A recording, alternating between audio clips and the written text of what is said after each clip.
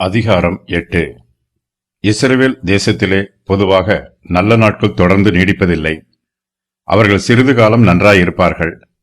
அதன் பின்பு அவர்களுக்கு பிரச்சனைகள் வந்துவிடும். அவர்களுடைய பிரச்சனைகளுக்கு அவர்களே காரணம்.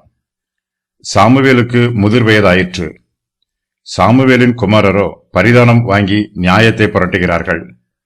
இஸ்ரவேல் புத்திரருக்கு நியாயாதிபதிகளின் ஆளுகையில் திருப்தி இல்லை. ஆளுகையில் ஒரு மாற்றம் ஏற்பட வேண்டும் என்று அவர்கள் எதிர்பார்க்கிறார்கள். தங்களை நியாயம் விசாரிக்கிறதற்கு ஒரு ராஜாவை ஏற்படுத்த வேண்டும் என்று இஸ்ரவேல் புத்திரர் சாமுவேலிடம் கேட்கிறார்கள். சாமுவேல் இது பற்றி கர்த்தரை நோக்கி விண்ணப்பம் பண்ணுகிறார். இஸ்ரவேல் ஜனங்களுக்கு சொல்ல வேண்டிய பிரதியுத்தரத்தை கர்த்தர் சாமுவேலுக்கு சொல்லுகிறார்.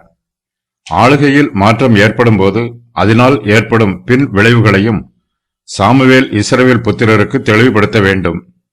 இஸ்ரவேலருக்கு என்னென்ன பிரச்சனைகள் எல்லாம் வரும் என்பதையும் சாமுவேல் அவர்களுக்கு எடுத்துச் சொல்ல வேண்டும்.